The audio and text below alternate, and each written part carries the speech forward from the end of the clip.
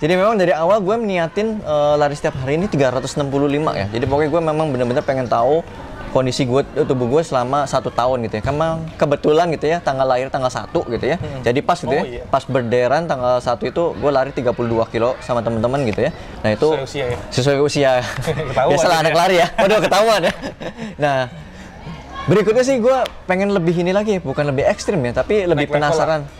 Bisa dibilang naik level, bisa juga enggak gitu ya. Gue lebih penasaran aja gitu ya, lihat teman-teman yang bisa lari sampai 80, 100 kilo, 160 kilo sendirian gitu ya. Jadi gue di tahun 2024 pengen nyobain si ultra gitu ya. Ultra itu biasanya di atas 42 lah FM, ya. di atas FM itu udah ultra gitu ya. Mari cetak banyak gol bersama kami di sini. Toko sepatu terbaik selalu membawa bahagia. Selamat datang di Top Score. Cari sepatu apa? Oke, assalamualaikum warahmatullahi wabarakatuh, Tops. Jumpa lagi sama gue Aryo Sanjoyo di channelnya Top Score TV. Dan sekarang kita lagi ada di Cirebon nih. Jarang-jarang nih Top Score main di Cirebon. Bukan tanpa alasan, karena kita mau bertemu salah seorang yang menjadi inspirasi banyak orang. Ada Revaldo Vanter. Dok, sehat dok? Oke. Everyday runner, setiap hari lari. Nggak kayak gue, setiap hari bikin masalah. Nah, gue sama Valdo ini udah kenal lama sebenarnya, Dok ya. Lama banget. Jadi sebelum kayak 2011, 2013 lah pokoknya 2011 setelah itulah. 2011. Jadi udah lama banget Tops. Nah, belakangan dapat kabar Revaldo lagi jadi rajin lari nih. Nah, kebetulan kan Top Score juga emang toko olahraga yang apa ya, yang emang lagi fokus juga di running, Dok, gitu. Nah, waktu emang tahu lo punya konten Everyday Runners atau lari setiap hari, nah, gue sama emang mikir nih kayaknya banyak nih yang bisa kita kolaborasiin gitu. Iya. Nah, makanya kita sekarang datang ke Cirebon, ke tempatnya Revaldo Vanter. Niat banget loh. Gokil. Niat banget ya berangkat siang, pulang malam lagi gitu kan. Gokil. Buat seorang Revaldo Vanter nih. Nah, kabar gimana, Dok? Sehat? Baik, alhamdulillah. Nah, kan pasti teman-teman nih banyak nih udah jadi follower lo. Kan gue pernah dengar cerita lo juga, maksudnya banyak orang yang akhirnya terinfluence dari konten-konten lo, Dok. Gitu. Nah, tapi teman-teman kayak penasaran nih, mungkin awal mulanya lo mulai berlari. Oke. Mulai lari banget sih gue, kayaknya banyak waktu gabut ya. Jadi waktu masih kuliah gitu ya di Depok. Zaman kuliah ya, zaman kuliah di UI. Waktu masih kita kenal juga ya, zaman kuliah kan itu. 2014. Itu belum seramai sekarang ya hari ini? Udah lulus tuh, udah lulus, cuman memang kayaknya waktu itu badan gue lagi bener-bener parah banget sih. Kayak gue nggak separah lu sih. Mentok gue tuh di 81 lah. Nah, zaman-zaman itu berat banget karena badan gitu ya. Kemudian karena gue dulu kuliah di UI gitu ya, banyak nih tuh anak-anak komunitas Derby Runners tuh. Oh, Derby. Gitu ya. Nah, ngeliatin mereka tuh setiap hari Sabtu kan, segala macam, karena kos kan gue juga deket ya, dan Sabtu juga sukanya jalan-jalan gitu kan. Nah dari situ sih penasaran banget gitu, akhirnya coba-coba gabung sama awalnya gabung ya ke Derby Runners, kemudian ya dari situ bergulir aja sih. Awalnya masuk komunitas berarti ya? Masuk komunitas, jadi tuh ngaruh banget sih. Komunitasnya bener-bener nggak kayak komunitas zaman sekarang ya. Kalau dibilang komunitas zaman sekarang, lo kalau masuk komunitas malah bakal habis duit segala macam gitu ya, karena banyak variabelnya gitu. Kalau zaman dulu kayaknya santai-santai banget sih. Bener-bener lari doang. Lari doang. Jadi lo emang cuma datang lari silaturahmi udah gitu kan. Kalau sekarang mungkin ya ada tambahan lah. Banyak dinamikanya. Bener, dinamika. Orang bilang banyak dramanya dong. Banyak dramanya tuh. Nah, awalnya masuk komunitas. Iya. Terus akhirnya jadi rajin lari atau sempat berhenti dulu? Jadi dari waktu itu sih udah rajin ya. Jadi rajin setidaknya setiap hari Sabtu. Oke, seminggu sekali ya? Seminggu sekali gitu ya, tapi ternyata lama-lama kan addicted ya. Lama-lama ketagihan. Nagih badannya. Nagih banget. Badannya tuh levelnya tambah naik terus gitu. Jadi 2 kali seminggu, 3 kali seminggu, sampai 5 kali seminggu lah zaman itu gitu ya. Mentok sampai 5 kali, karena ya atas kesibukan segala macam juga agak susah gitu ya bagi waktunya. Oke, ketika intensitas lari lo udah mulai meningkat dari seminggu sekali jadi seminggu 2 kali, 3 kali, saat itu kesibukan apa, Dok? Waktu itu sih habis lulus bisnis ya, jadi bisnis waktu itu sama bisnis, jadi lebih fleksibel. Makanya gue bilang kan bisa sampai 5 kali seminggu gitu ya. Walaupun memang ada hari-hari yang ya ada meeting atau segala macam yang agak susah, makanya nggak sampai full gitu ya. Oke, jadi lo bisnis ya? Bisnisnya di bidang apa kalau boleh tahu? Di kuliner waktu itu. Di kuliner, di Depok juga ya? Di Depok juga. Oke, nah setelah itu kalau gua nggak salah pernah dapat kabar lo lanjut kuliah ke luar negeri. Yes. Nah itu aktivitas berlari lo selama di luar negeri itu gimana? Apakah ada terganggu kah atau mungkin ada hambatan atau gimana, Dok? Oke, dulu itu 2016 gue emang kuliah ya, lanjut kuliah di UK, di Inggris. Nah waktu itu emang tetap jalan lari karena memang udah jadi kebutuhan. Jadi orang kalau misalkan orang lain suruh dipaksain lari, kalau gue udah butuh banget nih, addicted banget. Jadi kalau memang badan gue nggak dilariin, seringnya malah sakit-sakit. Nah ini anehnya, keren, sampai di level tertentu itu kalau lo udah jadi anak lari, lo kalau nggak lari malah itu ada jadi hormon apa ya kayaknya? Endorfinnya. Jadi udah ketagihan banget gitu. Jadi walaupun waktu kuliah di UK pun itu gue tetap rutin lari hampir setiap hari juga gitu ya. Bahkan kalau di summer, di UK itu summer itu malam itu baru jam 10 malam. Oke. Jadi itu gue jam 8, jam 9 malam juga bisa masih lari gitu ya. Gila, jam 9, jam 10 malam. Tapi masih terang, masih kayak gini ya. Iya, pulang kuliah lari ya. Pulang kuliah lari gitu gitu ada ya. komunitas culture gitu aja sih. Di sana itu yang paling terkenal tuh lebih ke parkrun. Jadi setiap hari Sabtu juga itu ada parkrun, dan itu bisa ribuan orang. Dan itu bisa pakai chip gitu. Jadi gratis. Lo tapi pakai chip ya, semacam chip segala macam, pakai gelang itu lo bisa dapat catatan waktu setiap minggu. Jadi lo benar-benar bisa ada progres setiap minggu. Itu siapapun boleh? Boleh ikut. Jadi cuma daftar di websitenya Parkrun. Itu ada di UK, banyak gitu ya, di setiap swasta kota juga ada. Kayaknya sih swasta ya, kayak non profit. Itu gokil loh, nggak ada bayar-bayaran segala macam gitu ya. Dan orang-orangnya volunteer. Gokil. Jadi ide bisnis di Indonesia kayak bisa ya? Bisa juga. Hidup bayar ya, membership. Jadi membership. Nah, ketika di UK kan sebenarnya ada perbedaan ya. Perbedaan waktu pasti ada. Tadi yang lo bilang ada iklim lah, apalah gitu. Ada hambatan nggak sama di sana? Nggak ada sih kalau buat lari ya. Kalau buat lari, winter? summer, winter, bahkan winter pun ya, gue juga experience lari musim dingin tuh kayak apa gitu ya. Walaupun jalanan licin segala macam ya, tetap ngerasanya nyaman-nyaman aja sih. Apalagi waktu itu zaman kuliah memang ada beberapa temen yang runners juga. Oke. Jadi kita kadang-kadang kuliah, juga? Nggak, orang UK, Hong Kong, sama Kenya, Korea, Kenya. nggak. Ketemu orang Kenya di sana. Sama orang Irish. Oke, 4 orang lah. Jadi itu emang rutin lari bareng gitu ya. Jadi kalau misalkan kuliah dari pagi sampai sore jam 5 gitu ya, pas jam lunch itu kita nyempetin lari. Jadi culture larinya tuh udah kuat banget. Jadi apa namanya, biasa aja gitu, siang-siang kita habis lunch segala macam, lari setengah jam. Habis itu emang di kampusnya ada shower segala macam gitu ya. Jadi mandi, lanjut kuliah lagi gitu. Jadi lo lebih penting lari daripada makan ya? Ya, nggak makan nggak apa-apa. makan dulu. Gue pikir nggak apa-apa deh, gue nggak usah makan, yang penting lari gitu ya. Udah segila itu edik banget tuh berarti ya? Edik. Ketika selesai kuliah, balik lagi ke Indonesia, ada sempet mager buat lanjut atau nggak sih? Nah, karena waktu itu kena gue hampir, namanya apa, winter blues ya. Jadi emang gue makannya gila-gilaan. Terakhir sebelum pulang ke Indo itu, sebelum pulang, oke. Sebelum pulang ke Indo makannya gila-gilaan. Nah itu sampai gue malah justru berat badannya naik banget. Sorry, lu berapa tahun di sana? Gue cuma 1,5 tahun. 1,5 berarti 1 kali winter ya? 1 kali winter. Nah itu bener-bener gue mau pulang malah berat badan gue naik banget. Lebih naik daripada sebelum berangkat ke UK. Wah. Bukannya tambah kurus ya? Bukannya tambah kurus, malah tambah gemuk. Jadi karena itu benar-benar lagi stres ngerjain disertasi segala macam ya. Itu istilahnya lo impor kalori dari luar negeri ke Indonesia. Nah, gitulah kurang lebih ya. Jadi gue pulang 2017-an lah, 2017-an. Nah, pulang ke Indo baru tuh mulai start dari nol lagi. Oke. Bener-bener nol banget. Udah akhirnya kerja dan tinggal di Cirebon atau ada fase lain? Langsung, jadi gue habis kuliah dari UK itu langsung balik ke Cirebon. Pokoknya karena memang ada berbagai macam pertimbangan, gue nggak balik ke ibu kota lagi gitu ya. Salah satunya memang pengen lebih tenang. Karena lo emang asli sini kan ya? Asli sini, banyak yang orang nggak tahu gitu. Kalau gue emang asli Cirebon. Iya, jadi gue ngeliat konten lo pasti orang Jakarta nih, kayak ya, gitu. Itulah ya, rata-rata dikira orang-orang ibu kota atau kota-kota besar gitu. Jadi gue asli Cirebon, jadi gue memutuskan untuk pulang kampung.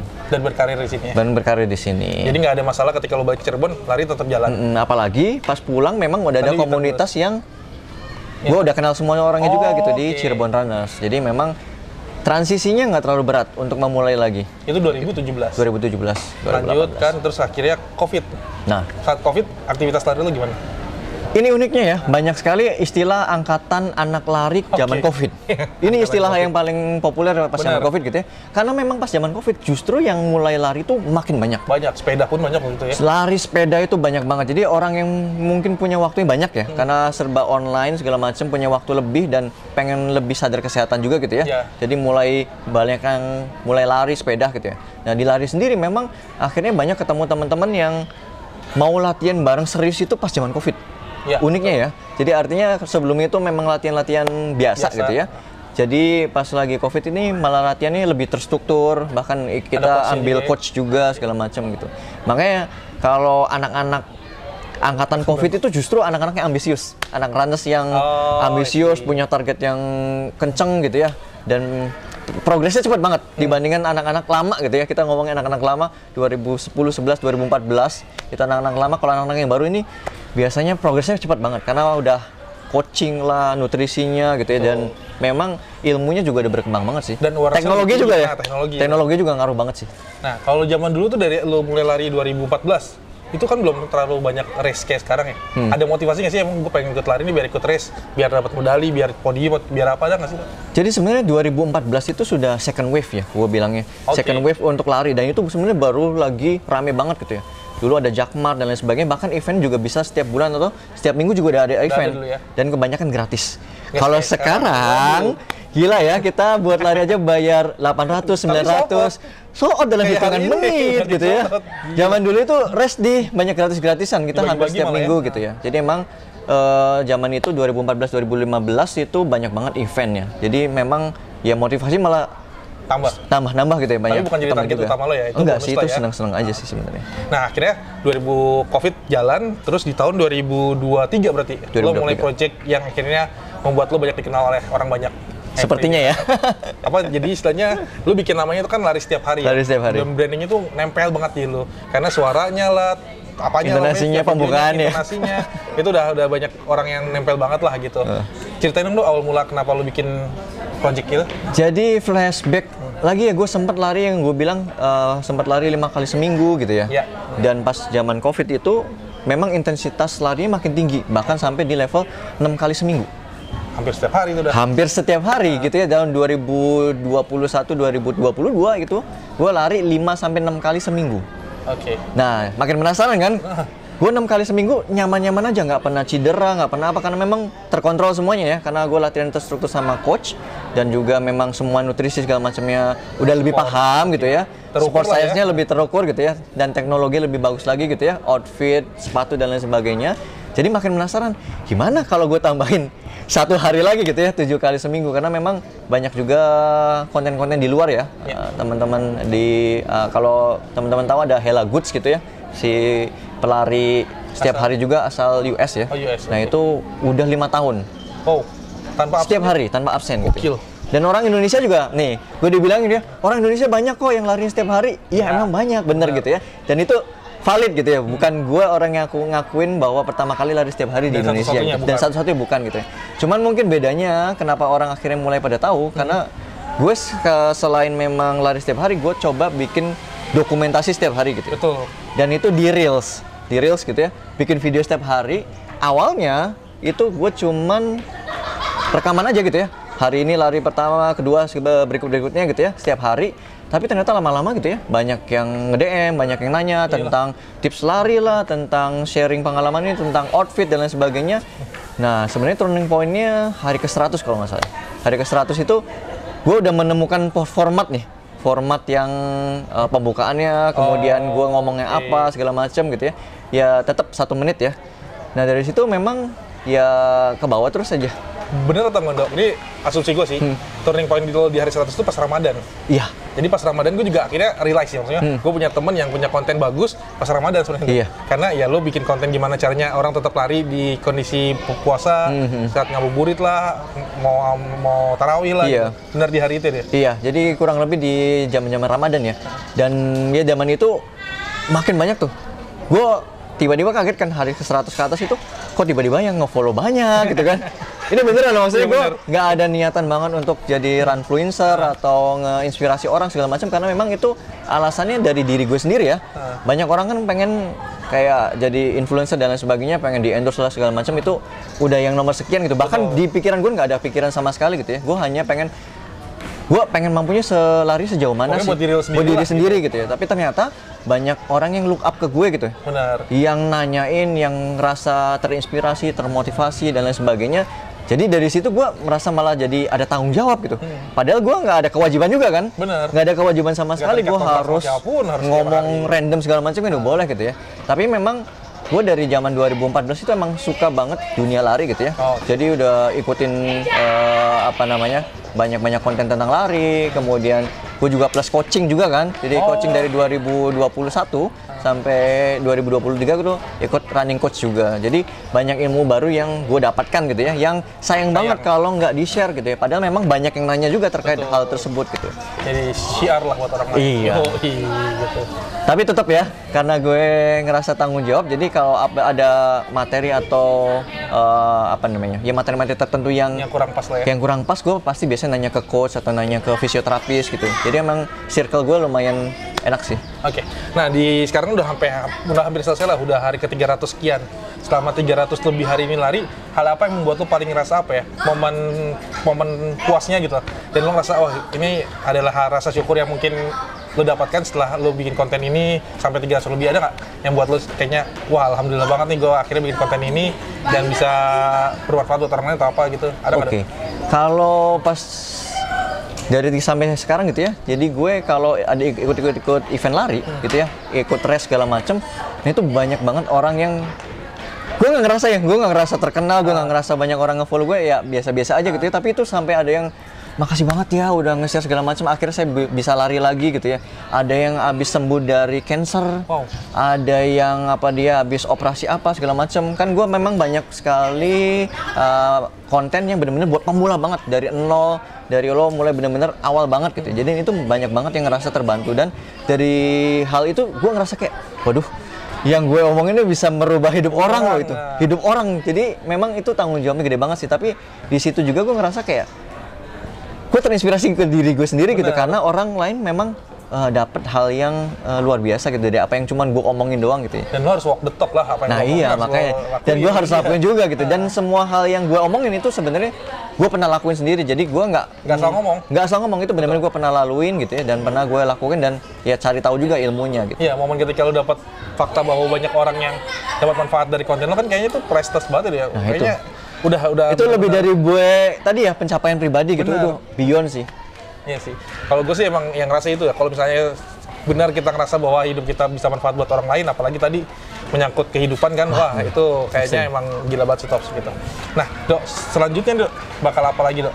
Setelah lo selesai dengan lari setiap hari sama 1 tahun ini, lo pengen bikin apa lagi yang untuk dunia lari kah? Atau pengen jadi apalah, race organizer lah atau apa gitu di dunia lari apa Dok? Ya ini pertanyaan yang paling banyak ya. Bang, ada season 2-nya nggak? Udah kayak serial aja gitu ya.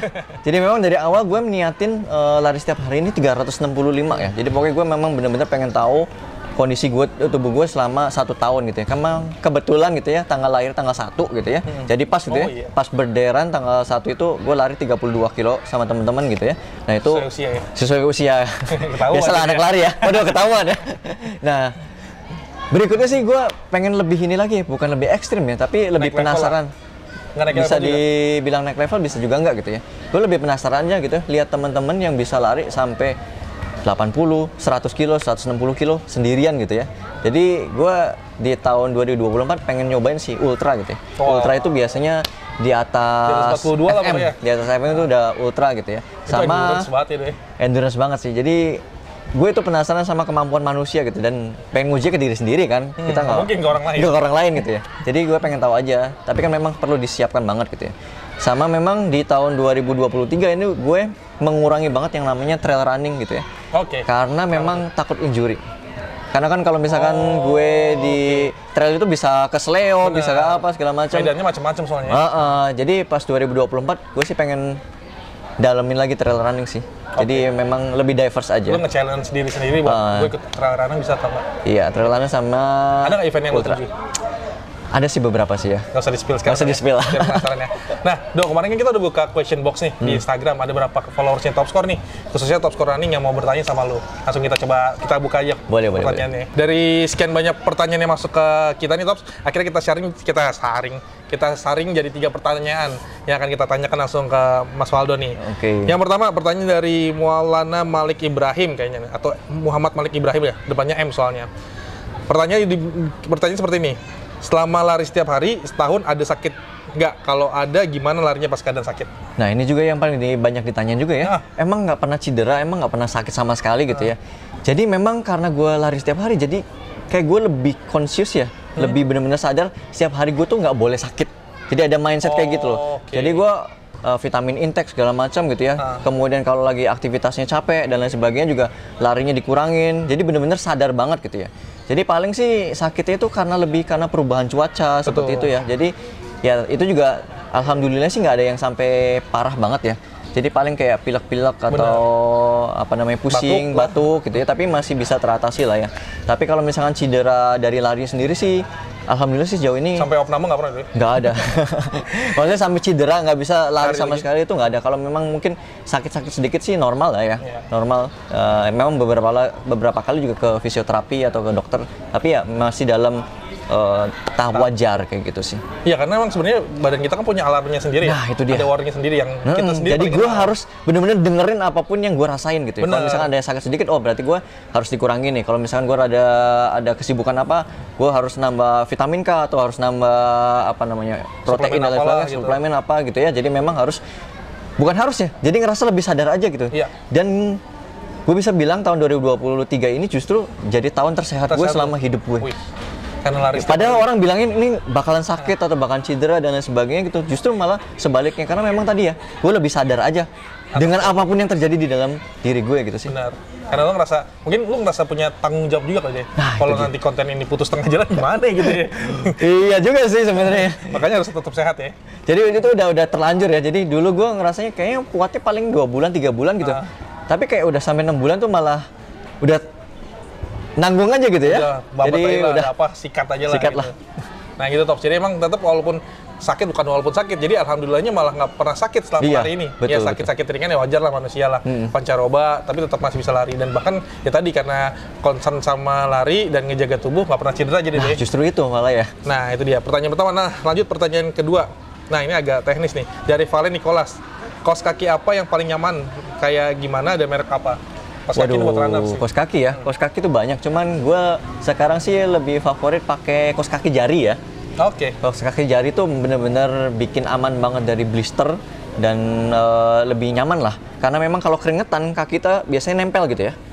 Kalau kalian larinya di atas 10, 20 atau FM bahkan itu pasti kaki basah kuyup gitu ya. Kalau memang kakinya nggak pakai yang jari itu, kalian seringnya nempel gitu. Jadinya karena nempel lo kegesek-gesek jadinya bisa blister. Nah makanya gue suka banget pakai kaos kaki yang berjari gitu ya. Mereknya banyak ya, ada Aoneji, ada Inji dan lain sebagainya. Itu kalian bisa cari gitu ya, yang memang khusus untuk lari ya. Karena sih grade-nya misalnya lo mau lari 5 kilo pakai apa, 10 kilo apa, FM pakai apa, kaos kakinya lo bedain nggak? Enggak sih sebenarnya. Tapi kalau untuk long run, gue di atas 21 ke atas itu gue wajib pakai kaos kaki jari tadi sih. Oke. Kalau misalnya nanti kalian bisa cari merek yang sesuai dengan budget kalian. Karena memang harganya itu lumayan ya. Sepatu kaos kaki yang jari itu bisa 2, 3 sampai 10 kali lipat kaos kaki normal. Wow. Iya. Ada ini nggak sih gripnya bawahnya? Nggak ada. Nggak ada grip segala macam. Kalau di runners tuh malah nggak ada gripnya. Nggak ada gripnya. Jadi polos-polos aja lah. Iya. Tapi kan banyak. Tapi lebih ke materialnya sih. Materialnya itu yang benar-benar ngelepas keringat banget sih. Yang pokoknya bisa ngebantu kita buat menyerap keringat di kaki kita yang nggak blister. Nah itu jawaban dari pertanyaan Valen Nicholas. Yang terakhir nih, pertanyaan dari Rama Aji Prakoso. Tips buat pemula yang mau half marathon dong Tops. Pemula half marathon nah, gimana tuh? Ini dia. Kalau gue selalu ya, kalau gue itu prinsipnya bertahap gitu ya, berproses sama berprogres. Oke. Jadi artinya kalau teman-teman yang masih pemula banget, kalian harus wajib banget dari level terbawah gitu. Jadi 5 kilo dulu, kalian udah nyaman gitu ya, udah nyaman dan nggak ada kendala sama sekali, udah sering juga 5 kilo gitu ya. Nah baru naik level ke 10 kilo juga seperti itu gitu. Sudah sampai tahap yang nyaman banget gitu ya. Sampai di satu titik kalian sudah mulai bisa long run di atas 15 kilo. Kalau misalkan kalian sudah bisa long run di atas 15 kilo, itu berarti kalian bisa tinggal latihan terstruktur gitu ya, untuk bisa sampai 21 kilo. Seenggaknya kalau gue itu lebih prinsipnya, kalau kalian mau race 21, kalian harus sebenarnya udah bisa 21. Oke. Jadi bukan nanti pas race baru kalian. Jadi sebelumnya udah pernah 21 udah pernah gitu, long run mungkin lebih santai gitu. Jadi tinggal race-nya itu kalian tinggal nyari target waktunya aja. Oh, kayak jadi gitu. bukan race itu adalah ujiannya? Bukan ujiannya, bukan tapi race gitu itu ya? benar-benar lo mencari waktu terbaik aja gitu. Oke, walaupun agak susah di agak race susah, karena banyak orang. Nah itu dia. Itu dia tuh. Nah tapi ya mau nggak mau yang penting apapun alasannya finish strong adalah. Nah itu, jadi jangan sampai kalau kalian belum kuat, belum mampu gitu ya, jadinya finish penyok gitu ya. Jadi prinsipnya kalian kalau mau race jarak apapun, apalagi HM atau FM itu kalian harus bisa menjamin diri kalian itu bisa finish strong gitu ya. Nah, tentu saja kalau udah HM kita harus ada yang namanya strength training. Oke. Kemudian juga kalian nutrisinya juga harus dijaga banget, sama tidurnya juga. Jadi memang Istirahatnya. semuanya harus disiapin sih. Jadi nggak cuman lari tuh, zaman sekarang itu nggak cuman lari itu lari doang gitu ya. Perlu banyak yang disiapin. Yang pertama tadi strength-nya atau penguatannya, nutrisinya, sama istirahatnya jangan lupa ya. Sama tadi bertahap tadi ya. Yang bertahap ya, jangan langsung loncat. Jangan. Tiba-tiba dari 5 kilo, gua udah kuat 5 kilo, mau FM deh besok.